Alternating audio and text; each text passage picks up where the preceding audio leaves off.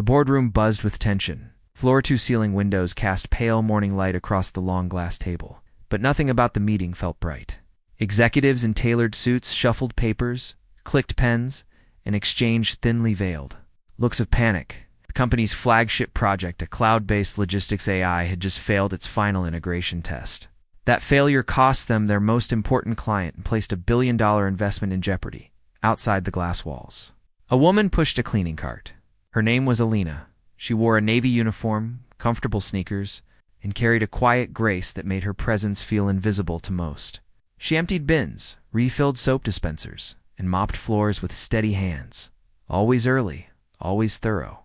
But today she lingered a moment near the meeting room, drawn by the rising voices inside. Inside, the CTO pounded his fist on the table. We're hemorrhaging data across 3 regions. Predictive models are misfiring. The code review turned up nothing. What are we missing? I told you we rushed the last merge, another engineer muttered. We're out of time, the CEO snapped. We need a fix, not blame. Through the crack in the door, Alina heard them say words she recognized. Vector analysis, cursive errors. Her brow furrowed. She knew that issue. She had seen it before. Not here, but during her time studying computer science before life got in the way. Before she had to drop out to care for her family, she reached down and picked up a crumpled piece of paper someone had discarded. It was a printout of the failing algorithm structure. Her eyes scanned it quickly, and her pulse quickened. There it was. A recursive loop tied to outdated training data. One shift in how they were feeding the variables, and it would stop the loop entirely. But she was just the janitor. No one had ever asked for her thoughts, and they certainly were not going to listen now. Or maybe they would. She took a breath, one that trembled with years of silence. And then she knocked softly on the boardroom door. The knock was so soft, most people missed it. But the CEO turned, irritated by the interruption. What now? He muttered, as the door creaked open. Alina stepped in, her hands folded nervously. I apologize for intruding, she said, her voice quiet but clear. But I think I might know what's causing the system crash. A pause followed, then a wave of confusion and barely masked amusement.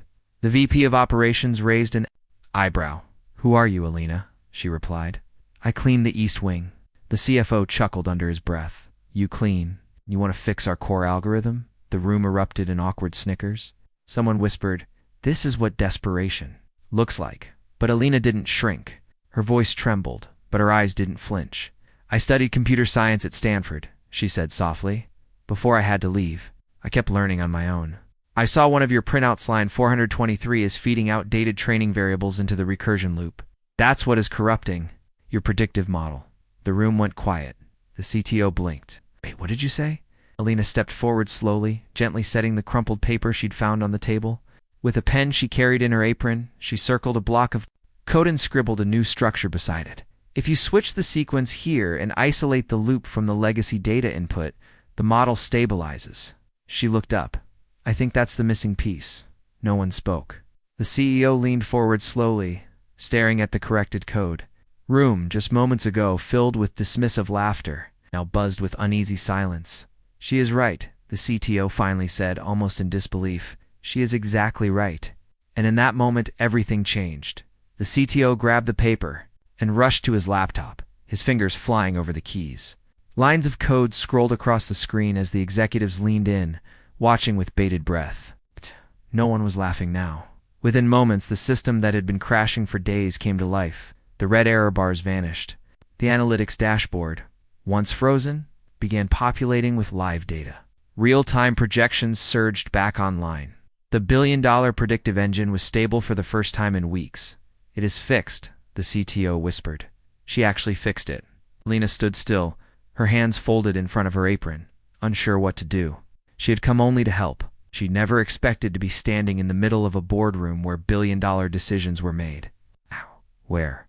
Names like hers were never mentioned unless someone needed to refill coffee. The CEO turned slowly, its expression unreadable. You studied at Stanford? She nodded. Yes, I was in my 3rd year. But after my father passed, my mother got sick. I had to leave. I have been working here ever since. The room was still. The same executives who had laughed at her minutes ago now looked at her as if they were seeing her for the first time.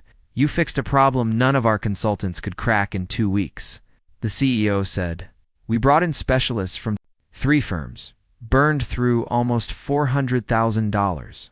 And you, he stopped. His voice caught in his throat, not from emotion, but from the weight of realization. You just saved this company. Lena gave a small smile. I just wanted to help. The news spread through the building faster than wildfire. By the end of the day, everyone from the developers to the front desk, security, knew what had happened in the executive boardroom. They knew the janitor had saved the company from disaster with nothing but a pen and a dry erase board. People whispered her name with awe and confusion. How could someone so brilliant have gone unnoticed? But not everyone was celebrating. One executive, the same one who had laughed the loudest when Alina entered the meeting, stood fuming outside the conference room. His pride, his years of expensive degrees and consulting contracts, had been appended by a woman he had never even acknowledged. She had humiliated him without intending to, without even trying, and that stung worse than any corporate defeat. Meanwhile, Alina returned to her normal routine. That night she pushed her cleaning cart past the same offices where the executives worked late into the night. She emptied the trash, mopped the floors, and wiped down coffee stains just as she had for the past 4 years. But something had changed. When she walked past people, they looked up now. Some nodded, some smiled. A few even stood up to speak to her. There was curiosity in their eyes, mixed with guilt. Guilt for not seeing her before, for assuming she had nothing to offer because of what she wore or what job title she held. Still, Alina didn't act differently. She continued to do her work with the same quiet care, but inside, a storm of thoughts churned. She had spent so long hiding her mind, afraid it would never matter again. She had buried her potential beneath layers of practicality and grief. Just maybe, the world was ready to listen, and maybe she was ready to speak. The next morning, Alina arrived to find a sealed envelope waiting for her at the front desk. It had the CEO's name printed on it in bold. She opened it with trembling. Hands inside was a formal invitation to return to the boardroom. This time, she did not enter through the service hallway. She walked through the main doors in a clean shirt and pressed slacks. Not to impress, but simply because she knew she belonged now. The room fell silent when she entered. Executives looked up from their laptops. No one laughed. No one spoke. All eyes were on her. The CEO stood and gestured to the head of the table. Please, Alina, he said. We need your mind. It was surreal.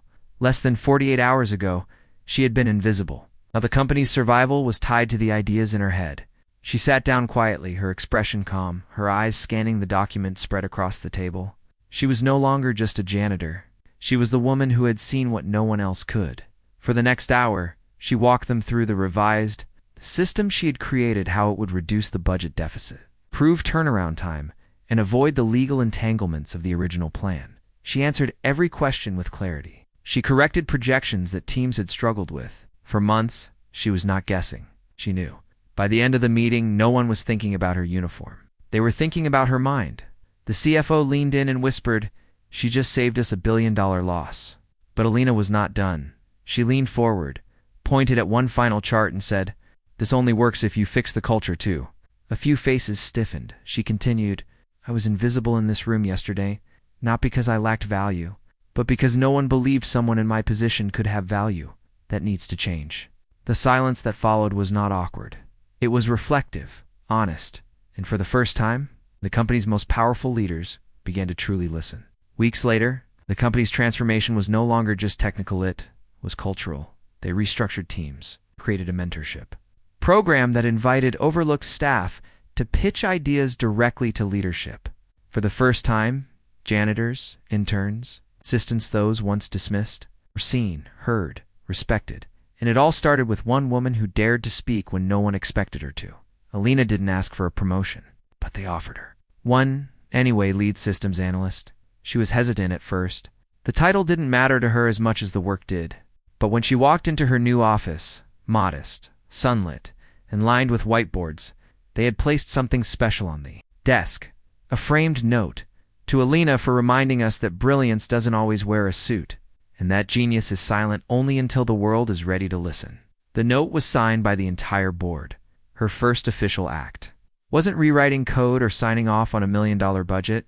It was pulling a chair next to a young mailroom intern who had an idea scribbled on a napkin. She read it carefully, smiled, and said, "Let's solve this together." Alina never saw herself as a hero. She never needed the spotlight. But her story traveled across departments, cities, and even industries as a quiet revolution, because what she proved in a single meeting was this: you don't need a title to carry brilliance. You only need a voice brave enough to speak in a world willing to stop and listen.